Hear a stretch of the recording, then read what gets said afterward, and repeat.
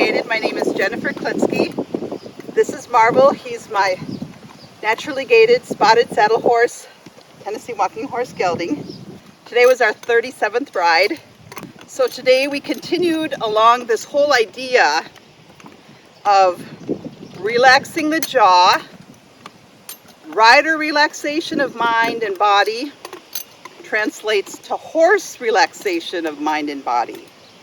So once I'm relaxed in my mind and body, and I'm breathing, and I'm smiling, and I'm aligned with my right thinking and right motives, right?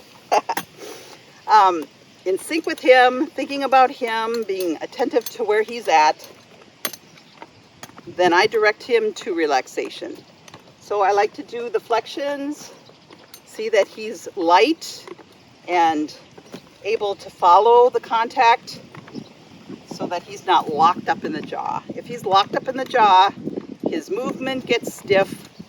He'll be prone to pacing and step pacing, which is what we don't want. So we want smooth, natural, quality gaits on cue. That's what we're after. His harder direction is clockwise, so we try to do more of that going clockwise than counterclockwise, because counterclockwise is natural for him. Horses are right-handed or left-handed, so there's a predominant direction. The least prominent direction I need to develop more so that he's ambidextrous, so that someday there'll be symmetry where you can't tell the difference between one direction and the other. And that starts with me. I need to develop that symmetry myself in my riding so that I direct him to that symmetry in his flexibility. But 37th ride, we got a long way to go, right? Yeah. So today, again, relaxation in his jaw. Then what I did was direct him with the reins, release with my hand slightly, so there was a slight loop in the rein, ask him to go forward with the leg, and if he didn't go forward, then I tapped a little with the crop, with the whip. And then we move forward, then I reconnect with the reins with a light contact, a light feel, both reins, both hands, and then I follow his natural head and neck motion with relaxed shoulders, arms, and hand, and I follow with my seat, and I try to keep him between my rein aids and my leg aids so that he's between my hands and my legs. And as soon as he starts getting crooked and kind of wonky, then I need to redirect him and then ask him to go forward in that direction, then reestablish that between the hands, between the legs, forward and follow into relaxed, balanced rhythm. Now, balance is another thing that is a challenge for green horses, because horses tend to be on the forehand, because from here to forward is like 10% of the horse's body weight, and it's propelled ahead of them. So they're naturally on the forehand. It's just the way it is. So we want to try to help the horse try to carry a little more back there so they're not so heavy on the forehand. When they're heavy on the forehand, naturally gaited horses tend to trip more. What I do is what they call a demi arret. So if you ever see me with my hands and I lift up briefly, that's a demi arret. It just tells him, don't lean on my hands.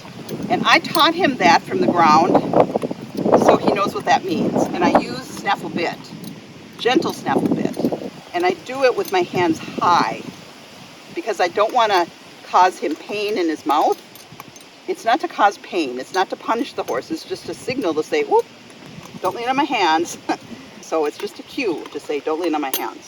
We don't want to punish the horse with our hands, because it will cause the horse to not trust her hands. It will cause the horse to avoid contact. And that's something we don't want. We want the horse to accept contact and follow contact. We need that for communication. So if the horse is evading our contact, running away from our contact, avoiding our contact, falling behind the vertical, like Their nose is to their chest. I don't want to touch that bit. It's hard to communicate with a horse, right? So we want to have a dialogue with horse through our aids, through our hands, through our seat, through our leg, through our weight. We want to have a dialogue through our body to their body. So we need to have our hands. They need to trust our hands.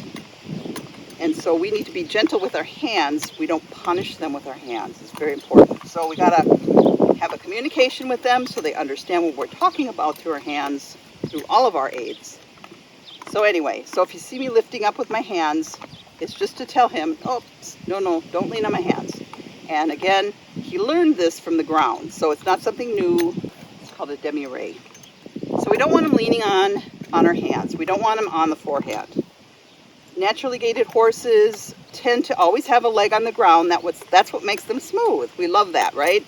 But because they always have a leg on the ground, if they're on the forehand, it's easier for them to trip.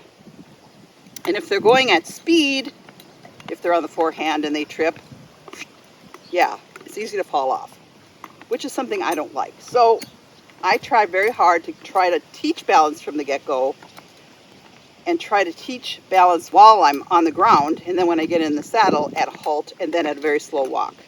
So balance is something that you can teach when you're going slow, so that when you start going at a quicker tempo, I'm not saying a rushy tempo, I'm just saying more tempo, faster in the smooth gait, that the horse will hopefully maintain that balance so that the horse won't trip, or trip at all, trip as much, or catch itself better because it's more in balance. So that is why I like to teach balance from the get-go. So thanks for joining us, and come visit us at naturallygated.com.